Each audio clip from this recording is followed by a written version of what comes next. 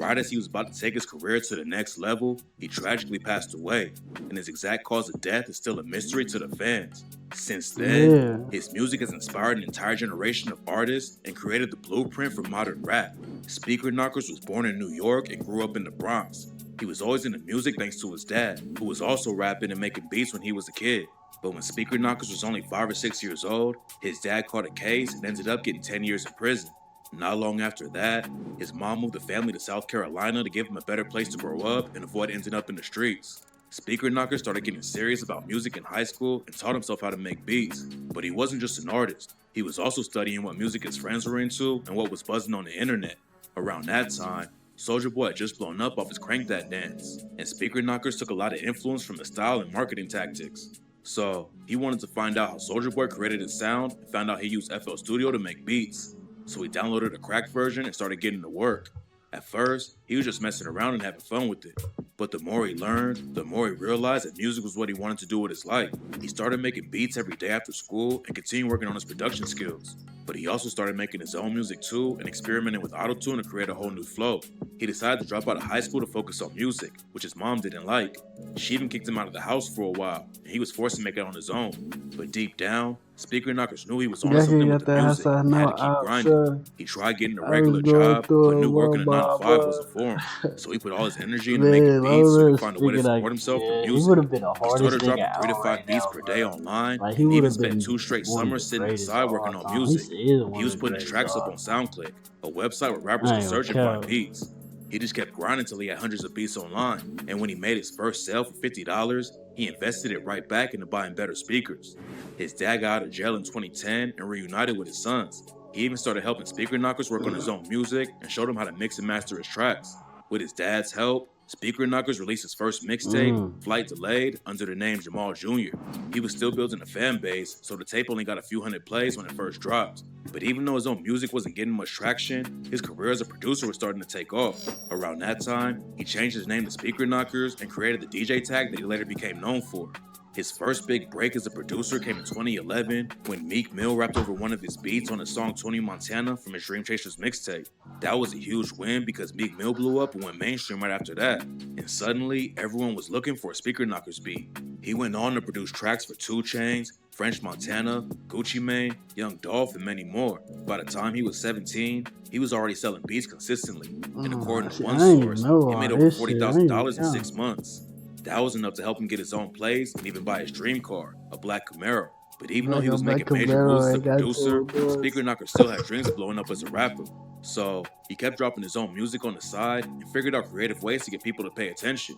He watched Soulja Boy blow up with a viral dance move, so he started sending his music to popular dancers who had a buzz on the internet. Speaker Knocker sent his music to a popular bop dancer from Chicago named Kimo who started making videos dancing to his songs. He also started producing for other local Chicago artists like Boss Baca, which helped him build a large fan base in the city. He started going out to Chicago to perform, where he linked up with another popular Vine star and singer named Tony Romiti. Tony started making vines, dancing and lip syncing to his music, which helped him blow up even more. They even collabed on a track called Scared Money and exposed his sound to a whole different audience. Speaker Knockers would capitalize on the buzz by dropping back-to-back mixtapes in 2013, Married to the Money and Finesse Father. He also started dropping videos that were running up crazy numbers. First, he dropped his breakout hit, Rico Story, in September. But a few months later, in December 2013, he dropped a track that would make him a superstar, Lonely. Lonely was a huge hit and helped make Speaker Knockers a household name. He was one of the first artists to mix autotune flows with a production inspired by trap and drill music. With the help of Tony and other creators on Vine like Reggie Coos, Lonely became a viral sound and internet meme, helping it blow up even more. Speaker Knockers knew he was making great music, but he didn't realize he was about to change the sound of rap forever. Even though he was getting millions of views, he still wasn't signed to a major label. Instead, he wanted to stay independent and build his own brand. He set up his own indie label, Taliban's Entertainment, and released all his music independently through the internet. So, Speaker Knockers was well on his way to becoming a triple threat, a superstar rapper, producer. Like, bro, it's the only thing I used to listen to in fucking 3rd grade and fucking, like, bro, second, third, first, second, like, bro, when he was rapping, bro, this the only thing I used to listen to for it, bro. Producer and a record executive. He said in an interview that he isn't signed to anybody but himself, and he doesn't need a big name to get popping. So he clearly had the vision and wouldn't let anyone stop him from reaching the top. His Imagine videos were Speaker Knockers consistently a going young boy viral, on a and by song. selling beats, he had a way to make money without signing to a major label. It seemed like Speaker Knockers was in the perfect position to take over the music industry, but at the height of his fame, his life and career were suddenly cut short before he could reach his full potential. Although Speaker Knockers was finally starting to live his dreams, life wasn't always easy. The sudden overnight fame made some family members switch up and start acting different. It made it hard for him to trust people, which only got worse after he found out his girl was cheating on him. According to his friends and family, in the months before his death, Speaker Knockers seemed to be depressed and wasn't acting like himself. There were even rumors that he started abusing drugs to deal with the stress of becoming famous overnight. He still kept grinding. But like it's always a female, bro. Like, what's up, bro? Like, bro, I don't know. Like, gang, I just did a little older reaction video. That nigga basically killed himself because of female, bro. And then this, he ain't like Speaker Knockers, but he a real nigga, bro. But like, it wasn't never no female game, but like, it just be that. And then I was like, bro. And dropped the track Erica Kane in March 2014. It was another instant hit. Yeah, But we fans gotta had get no some money, idea bro. it would be the last song he would ever release drop our while he song. was alive. A few days after the song came out, rumors had started going around the internet that Speaker Knockers had gone missing and no one knew where he was. Fans knew it was serious after his mom posted about it on social media and confirmed that he'd been missing for days. She wrote on Facebook, "It's not like him not to communicate or come home for this long period of time. I pray that my son is okay." The day he went missing, he had dinner with his family for his dad's birthday. He dropped his dad and brother off at home and told him he would be right back because he left something important. But he never came back, and no one ever heard from him again. The next morning, he had studio time booked and a business meeting lined up and didn't show up for either. So his family knew something wasn't right. No one could get in contact with him. Wait, but I thought he like overdosed in his garage or some shit. That's what wait. Family started to get worried. Eventually, they called the cops who went to his home in South Carolina to look for clues. When they knocked on the door, no one answered, so they forced their way in. When they searched the house, they found Speaker Knockers dead in the garage right next to his black Camaro. Damn, the news shocked the world because he was only 19 at the time of his death and had his whole life. The news shocked the world. They found Speaker Knockers. 3-7, like, bro, 2014. Yeah, I was in 3rd grade, bro, or 4th. No, I was in 3rd grade when he died, bro. I remember this shit, bro. Like, Speaker Knockers dead in the garage right next to his black Camaro. The news shocked the world because he was only 19 at the time of his death and had his whole life ahead of him. Even though his family confirmed the tragic news, they didn't reveal much information about how he died or what happened leading up to his passing. So, theories began going around the internet to explain what might have happened. Some said it was the result of an overdose due to his addiction to lean. Others say it was a suicide and he died from carbon monoxide poisoning after leaving his car running in the garage. The coroner later confirmed that there were no signs of foul play, and his official cause of death was a heart attack. 19-year-olds don't usually die of a heart attack unless there are drugs involved. Lean is known to slow your heart rate, which is where the rumors of an overdose came from. But the coroner also confirmed that he had no drugs in the system at the time of his death, and it was the result of natural causes.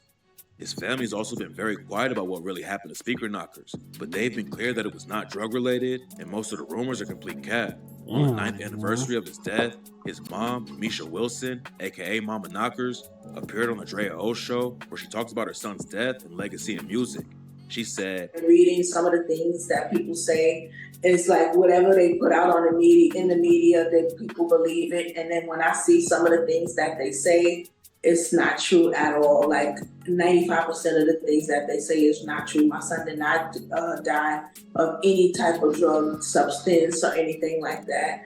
And he did not have a heart attack. But I just, want to clear that up, that that's not what happened to him. But even though it was a tragic situation, there was still a silver lining. Because he stayed independent and never sold his masters. So, like, what happened to Speaker Knockers, gang? Because, like, bro, he ain't get killed. He ain't have a heart attack.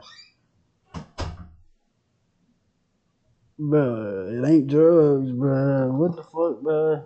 Family gets 100% of the profits from his music catalog. At the time of his passing, he had about 49 tracks available online, and his family continued to drop his unreleased music.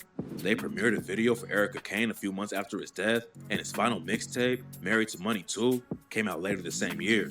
Speaker Knockers was only active in the rap game for a few years, but the music he dropped inspired a whole new wave of artists.